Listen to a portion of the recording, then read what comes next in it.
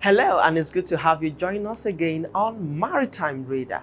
Seafarers and all other maritime employers have critical roles to play in achieving a functional marine and blue economy, as they are the foot soldiers that will steer the vessel in line with the blue economy agenda advocated in the various multilateral treaties and superintended by the various international organizations such as the International Maritime Organization, World Health Organization, and the International Labour Organization, amongst others. Therefore, their role is a significant force in facilitating ocean trade across borders and within coastal waters. How to build capacity for Nigerian seafarers by ensuring training and acceptable certification that can aid export as seen in Philippines and help Nigeria earn foreign direct investment are some of the issues that will be on the front burner on today's show. I'm Norma Obiaswalo.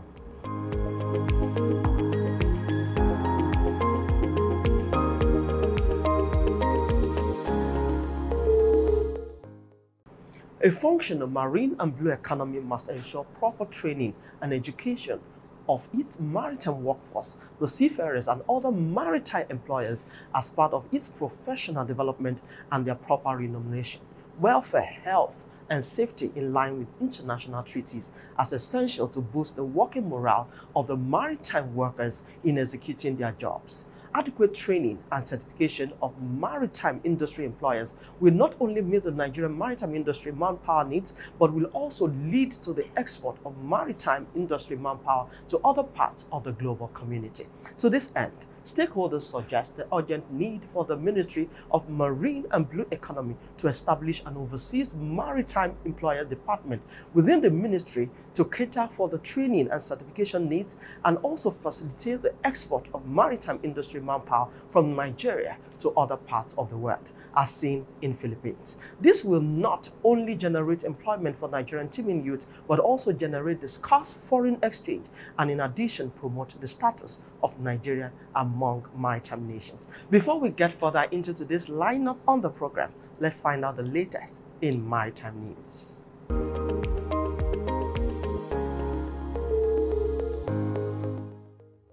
Comorian and Malagasy national authorities developed essential skills and knowledge to bolster port security through a series of IMO training activities in Antananarivo, Madagascar. The training involves 24 personnel from various government departments, ministries and agencies in Madagascar, starting with a tabletop exercise followed by a National Maritime Security Committee session. The participants learned to handle high-risk situations such as ship entries, drug-laden vessels, hijackings of ships in transit ports, and dealing with stowaways. The objective was to foster multi-agency collaborations and enhance national maritime security strategies. The training also assisted the Madagascar maritime authorities in forming a National Maritime Security Committee to support this collaboration. Additionally, a regional workshop focused on the effective implementation of the International Ship and Port Facilities Security (ISPS) code, featuring both theoretical and practical trainings on conducting audits and self-assessment. This workshop aimed to ensure ISPS code compliance within Madagascar and Comoros port facilities while promoting a coordinated regional approach. Both training activities were part of the Port Security Project funded by the European Union. The Nigerian Port Authorities (NPA) has reported 78 incidents at Nigeria's seaports for the first half of 2024. These incidents, documented in a report by Principal Manager Onyenakeya Bartholomew, includes attacks on vessels, accidents, assaults, and various security breaches between January 1st and June 30th, 2024. The report, titled Operational Return for the second quarterly meeting of the Nigerian Ports Consultative Council, reveals that the Lagos Port Complex had the highest number of incidents with 29 cases, including 3 accidents, 3 arrests, and 1 assault. The Tinkan Island Port Complex saw 21 incidents, while the Kirikiri Lighter Terminal had just 2. Other ports such as Lekki Port, Rivers Port, Federal Lighter Terminal, and Federal Ocean Terminal reported fewer incidents. Delta Ports had 7 incidents and Calabar Port had 5. The incidents included 7 accidents, 4 arrests, 1 assault, 13 cases of damage to NPA property, 7 deaths, and 2 cases involving arms and ammunition. Additionally, there were 5 fire incidents, 11 protests, 4 vessel attacks, 3 stowaways, 5 joint raiding operations, 7 thefts, 8 visits, and 1 case of trespassing or illegal entry onto NPA land. The report underscores the need for enhanced vigilance and improved security measures at the nation's seaports.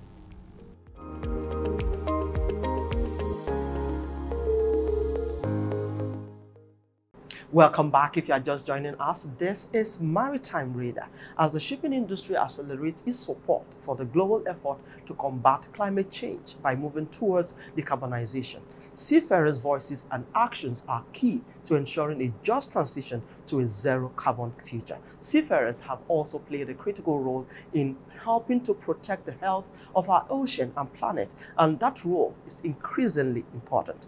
Every day at sea, they help to enforce the International Maritime Organization's environment-related treaties by implementing rules on garbage, sewage, and air pollution prevention. In this chat with Prince Adewale Adeyanju, President General, Maritime Workers Union of Nigeria, Deputy President, Nigerian Labour Congress, and Chairman, International Transport Workers Federation, ITF Africa. He shares on how to address certificate issues of Nigerian seafarers, capacity building, seafarers' role in ensuring a just transition to a zero-carbon future, and that any foreign direct investment from seafarers' export is possible.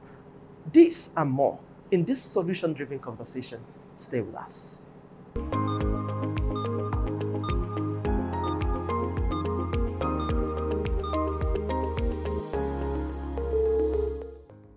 Peach, it's good to have you once again on the show. Thank you for having me on your program again. Good to see you again. And it's good to see you too, sir. Thank you. Yeah. Let's start this conversation looking at the welfare of Nigerian seafarers amidst my read of challenges. Well, I think the welfare of the seafarers are not being taken good care of by the people that are managing them. If not the support coming from the indigenous shipowners who have invested so much on their business, invested so much on the seafarers. By now, we wouldn't have what we call a seafarers business in Nigeria. What is important is that in life is to take care of the welfare of the working class working with you, the people working with you, even your cleaners. You need to make sure that you empower him, you encourage him, you give him all necessary things in line with welfareism.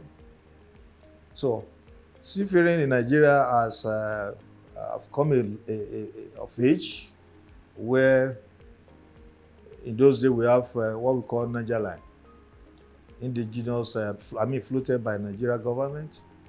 National shipping line of those days, liquidated about how many years ago? Almost 30 years. Up to now, the government have not even floated one, to talk less of two. The then head of state, our Baba Olusegun Obasanjo, left close to almost 29 NNSL. What happened to them? They all liquidated because of bad management. So, the sailors, the seafarers that are fully employed, engaged by the defunct NNSL, you can't believe up till now, they've not paid them their entitlement. So it's as bad as that. It has never happened in other countries. Yes, we say yes, we are the giant of Africa. There are some other African countries that are even doing far, far better than Nigeria. Let's look at also another issue which is critical today, is the limitation we have with certification. You've mentioned remuneration and welfareism. So let's also look at the limitation of certificates not being accepted here, outside Nigeria. It's just too unfortunate in the sense that the government too are not looking into that certifications properly by way of discouraging seafarers. We have universities here accredited by government We have Oron, where all the seafarers attended training program in that place. By the time they graduated, the certificate is not recognized. So all the money, I'm aware NIMASA has pumped in so much money to enable them get modern equipment for training. So now that these certifications are not accepted, how do we balance this? Well, it is the duty of NIMASA, who have spent what we call millions of dollars to make sure that that school, that Oron school, is being given the facelift. They spend so much. I thank them for doing that. But sometimes there's settlement of a tribal settlement going on in that place too, where the community, whether they are not happy with the person they be appointed as the registrar of the school or whatever, instead of them to focus on how the certificate of that school be recognized, they are politicking on the ground, and it's affecting the students that pass out from that place. The student now after spending 5 or 4 years in the various degree program, they will travel to Ghana to go and do certifications. So with that, it might also encourage a close down of the Oron institution, because since the certification is not accepted, they have to. The person wouldn't bother going to Oron; he will just go straight to Ghana and get the. So what is NIMASA doing in partnership with your association to address this issue? Well, we've been trying to see how we can meet with the management of NIMASA over the years. What they normally told us is that yes, they're on top of the matter. That is always the language you'll be hearing from a civil servant.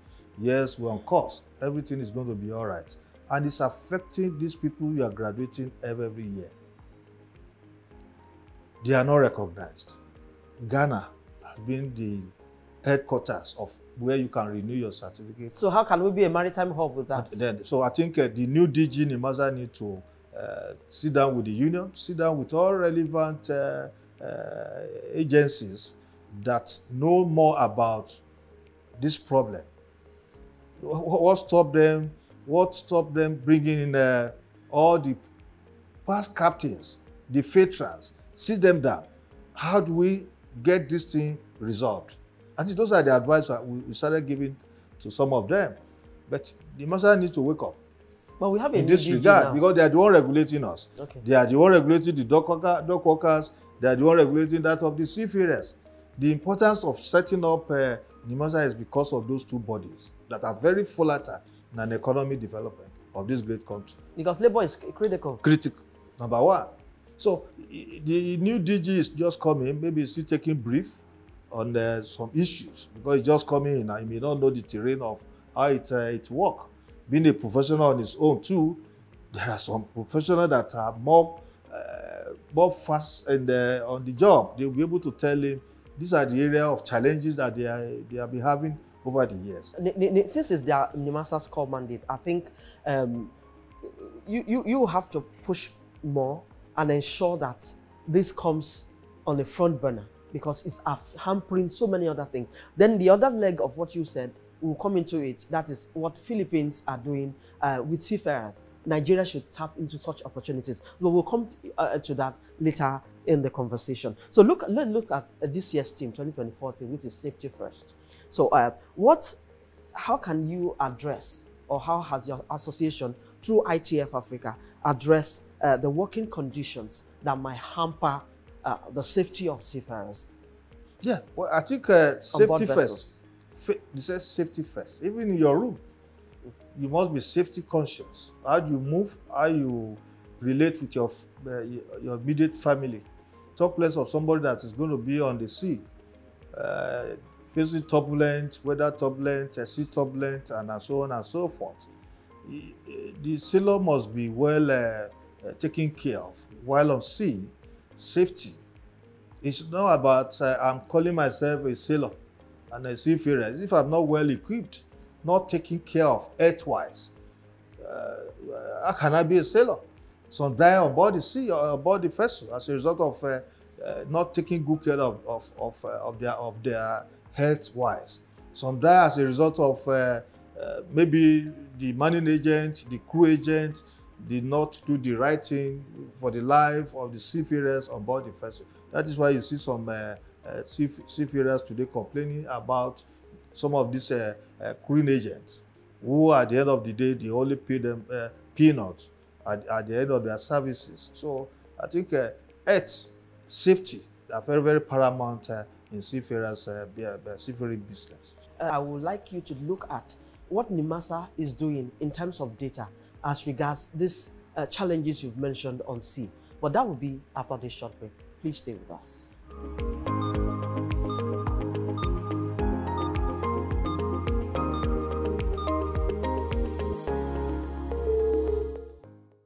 Africa needs its own storytellers, people who understand the continent because they're from it.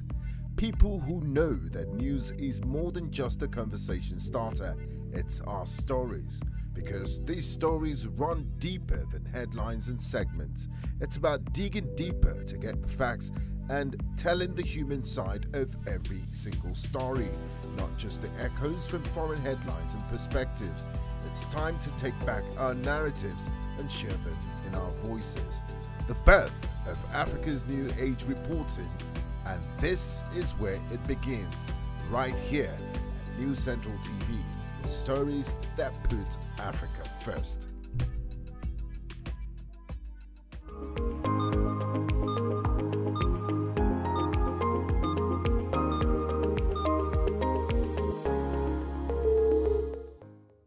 Welcome back. If you are just joining us, this is Maritime Radio, and I still have with me Adewale Adeyanju. He is the President, Maritime Workers Union of Nigeria, and he is also the Deputy President, NLC, and Chairman, ITF Africa. Before we went on that break, you were talking about the hazards seafarers face on board vessels. So, my question will be, does NIMASA have any department where they have data that they take, the safety data, or maybe accidents on board vessels, and looking at the volatility of this profession?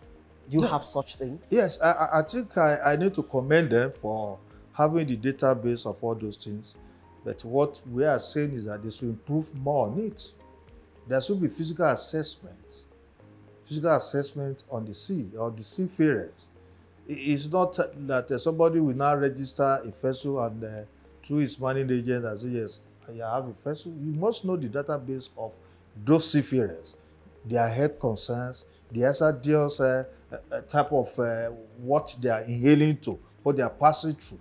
So we commend them, but let them put more effort, more efficiency in making sure that they have the record of all the seafarers working in Nigeria. If you ask them now, ask departments of other, the NIMASA has, how many seafarers do you have in this country? They might not know, They may not know. Because we so much believe on the ongoing vessels. The one that you know, the one that is on the port. What about those ones that are on the jetty, that just come in maybe legally or illegally? They just battered there and operate and left away. Then I'll move to training, which is critical. What trainings are opportunities are available for our seafarers ahead of 2030 zero carbon initiative? Yeah. So how much are we prepared, or our Nigerian seafarers prepared ahead of 2020 in regards to this initiative? Nigerian seafarers are always prepared for any challenges. If there's pushing coming from the management that are managing them, because bulk of this problem lies on the NIMASA. When you train the trainers, we call it train the trainers. How many people, how many seafarers have we trained in the next 1 year? Those are the questions we need to ask ourselves. How many dock workers have we trained in the next 1 year? Talk less of 2030. Is this year alone, have they prepared to train any seafarers?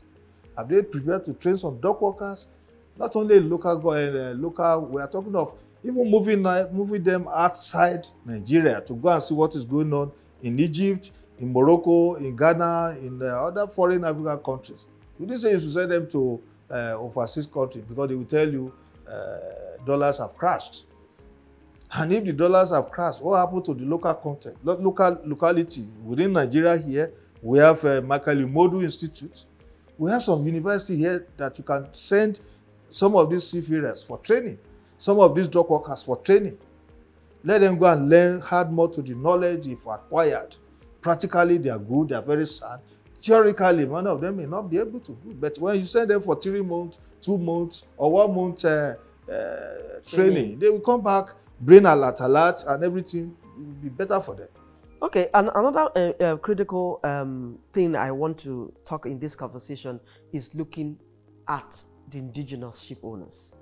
How do we begin to empower them? Because if they're empowered, it will also reduce the challenges we face as regards Nigerian seafarers. Is that not, are you not in this country when the former president of this country asked them to pay them their whether CFF money or whatever?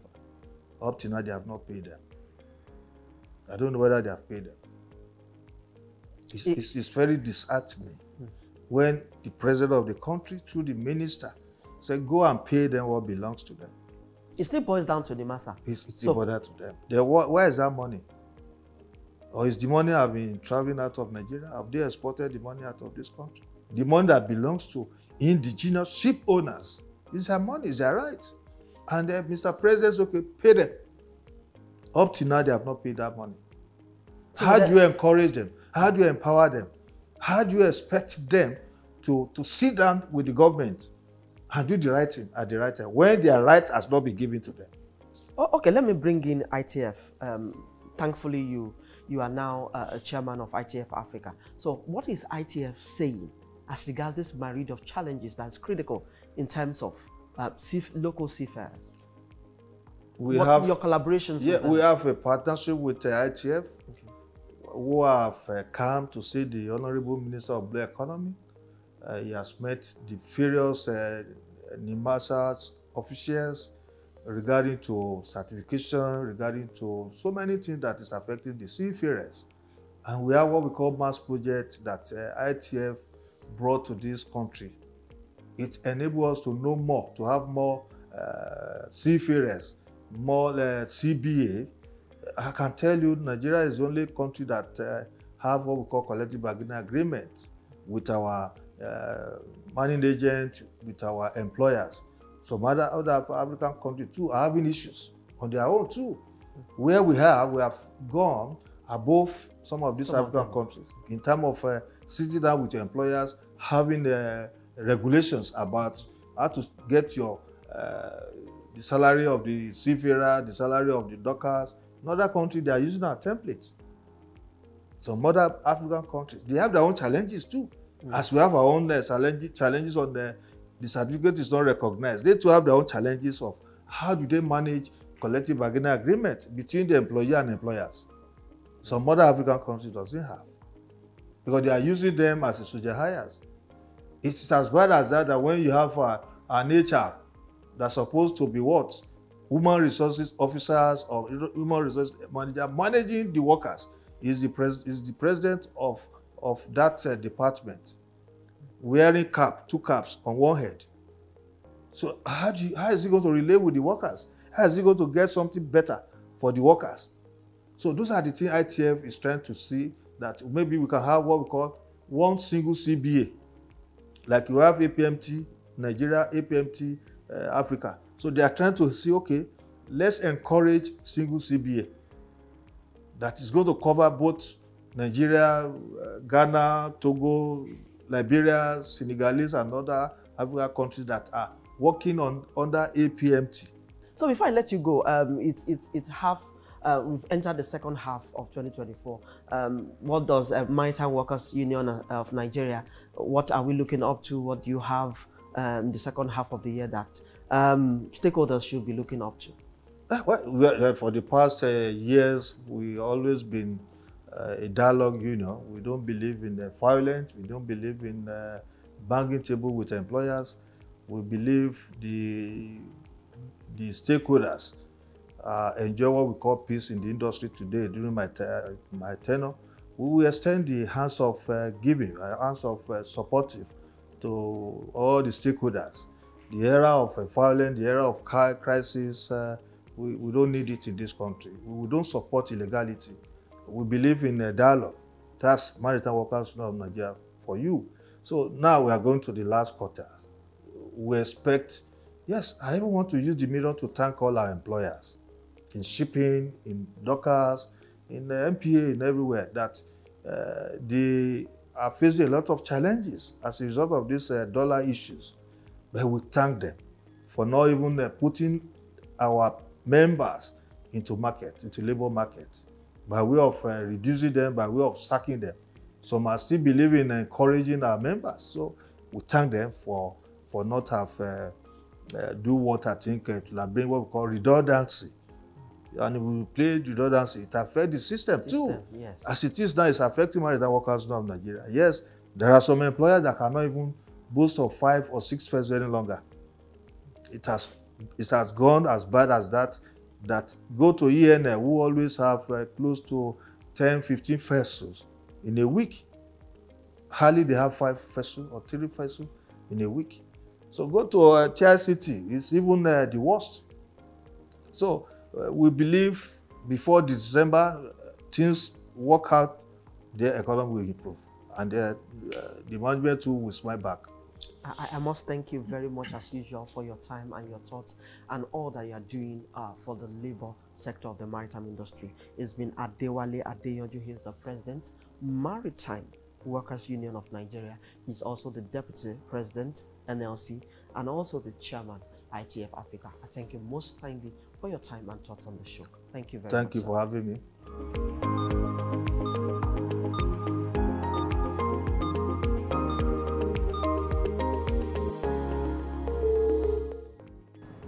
And that's our show this week.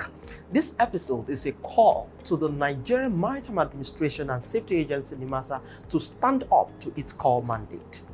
Join us every week on Maritime Radar to explore potentials that will ensure the development of the maritime sector in Africa. You can also expect the latest in global and local maritime news, plus industry insights right here. I'm Norma Obiaswalo. Many thanks for your time, and see you again next week.